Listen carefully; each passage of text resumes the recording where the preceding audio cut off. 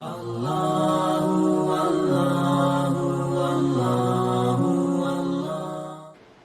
Muhammad have multiple wives, and is that a perfect example that it's okay to have multiple wives? And Okay, fine. So the question is about polygamy or polygyny, as we say, right? Multiple wives or so. It's important for us to know that before Islam was reintroduced in Arabia in the 7th century, people used to have unrestricted polygyny. People used to have multiple wives, no restriction, by the way. Islam came to give restrictions. There is no religion that I can think of that in their scriptures, not later on by the church or the synagogue or their culture or constitution, there is no religion that I can think of, I could be wrong, that restricts the number of wives.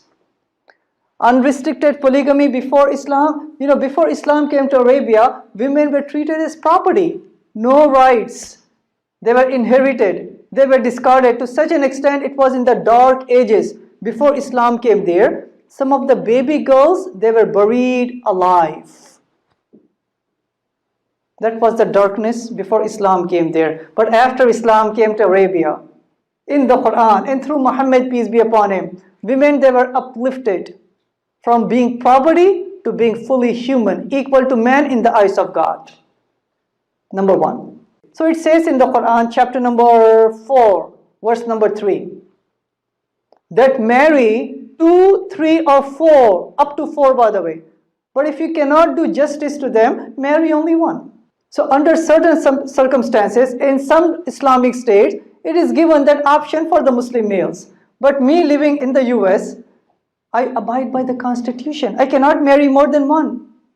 I have to abide by only marrying one because I have to listen to the rules of the land. So it's really important, even if a man marries more than one, they have to be treating equally to every single wife up to 4. But if they cannot do equality, marry only one. Number 3 important point on this polygyny issue. Polygamy is not introduced by Islam. Polygamy is always there all throughout history, by the way. Even if you look at the Old Testament, almost every single prophet was polygamous. The greatest prophet of the Old Testament was Moses. Did he marry only to one? More than one. Abraham, many. King Solomon, it says in 1 Kings chapter 11, verse number 1, 2 and 3, he had 700 wives. No, what I'm saying is that there's not a single statement in the Old Testament that says don't marry more than one. Polygamy has always existed. Islam came to restrict it. Even when you look at in the US, right? Forget about the Old Testament, the Quran, any religion. Even when you look at the US, according to Chicago Tribune, a poll was taken, a typical American male has 7 extra, either premarital or extramarital affairs, without any restriction. If the poor lady, the girl becomes pregnant, he can just move out and then she has to raise single children. What Islam said is that if you're going to marry more than one, give 100% you are responsible for the children, for the women, for the clothing, share every single necessity. Compare it. Unrestricted number of extramarital affairs, unrestricted number of wives, no responsibility, compared to what Islam said. 100% responsibility. If you cannot do justice, marry only one. This is doing justice to the widows, to the orphans, especially in the time of war. When a lot of males are killed, there's a surplus of women. Who's going to marry them? If every single person, we need the warmth of a home, of a spouse, of children. We can give as much money, social security money and food stamps. That's still not family, by the way. And many a times, the children of a single parent household, they're close to 40% of this country, they have single parent household. And children of the single parent homes, they're more prone to getting sick, more prone to getting dropped out from the high schools. They're more prone to getting into guns and gangs and having lower IQ, and this vicious cycle continues. What is the solution, by the way? The solution Islam gave. So we have to look at the wisdom of God. So again, Islam did not introduce polygamy, it only restricted it with the wisdom behind it, with 100% responsibility for the safety of the society. Only one. You read the Bible, you read the Ramayana, you read the Mahabharata, you read the Veda. No religious book on the face of the earth says marry only one besides the Quran. If you read Ramayana, the Hindu scriptures, the father of Sri Ram, he had more than one wife. If you read Mahabharata, Sri Krishna, how many wives he had? 4, 10, 1,000, 10,000. He had 16,108 wives. So if Sri Krishna can have 16,108 wives, so why can't Muslims have maximum up to 4? If you read the Old Testament, it says that Solomon, peace be upon him, had 700 wives. Abraham, peace be upon him, had 3 wives.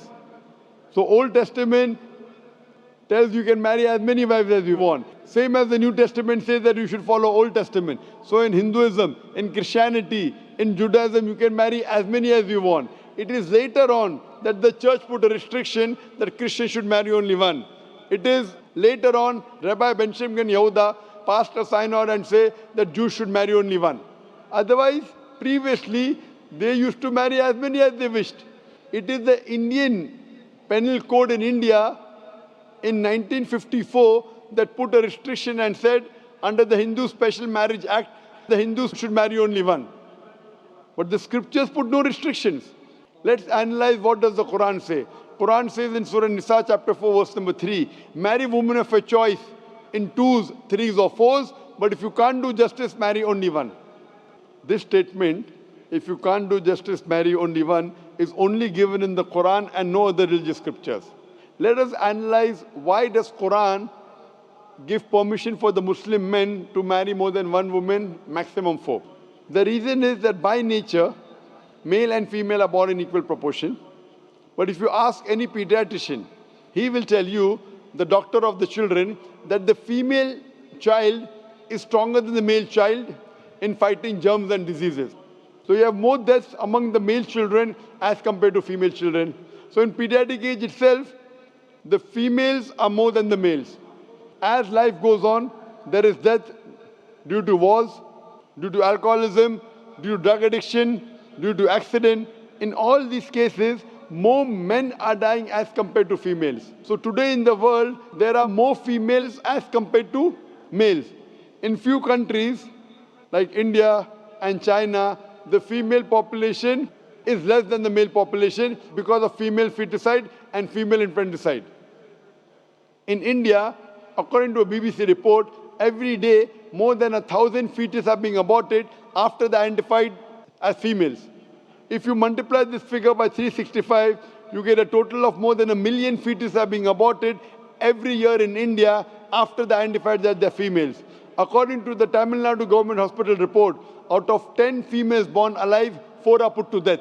If you stop this evil practice of female feticide and female infanticide in India, even in India, the female population will become more than the male population. Even in China, if you stop this evil practice, the female population will become more than the male population. Today, if you analyze, in USA alone, there are 4.7 million females more than males. In UK alone, there are 1.2 million females more than males. In Germany alone, there are 1.6 million females more than males. In Russia alone, there are 10.6 million females more than males. And God alone knows that how many females are more than males throughout the world. If I agree with you that one man should only marry one woman, and suppose your sister happens to live in America, or suppose my sister happens to live in USA, and the market is saturated, every man has found a wife for himself, yet there will be 4.7 million females who will not find life partner. And if your sister happens to be one of them, or if my sister happens to be one of the 4.7 million females who have not found a life partner for themselves, the only option for them is that she either marries a man who already has a wife or becomes public property. Public property, such a harsh word. It is the most sophisticated word I can use. I cannot use a better word. You know, in America, today the statistics tell us, on average, a man has 8 different sexual partners before he settles down with one. Having mistresses in USA is very common. 5, 10, 20, 30, no problem. Having more than one legal wife, it doesn't go down their throat. When a woman is a mistress, she doesn't get her rights. She's dishonored. she is not treated well. In Islam, when a woman becomes the second wife, she gets the honor, she gets the right, she's treated well.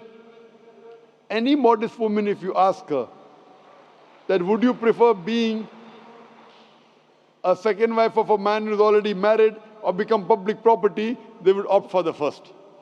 So Islam has given permission for some men to have more than one wife to protect the modesty of the woman.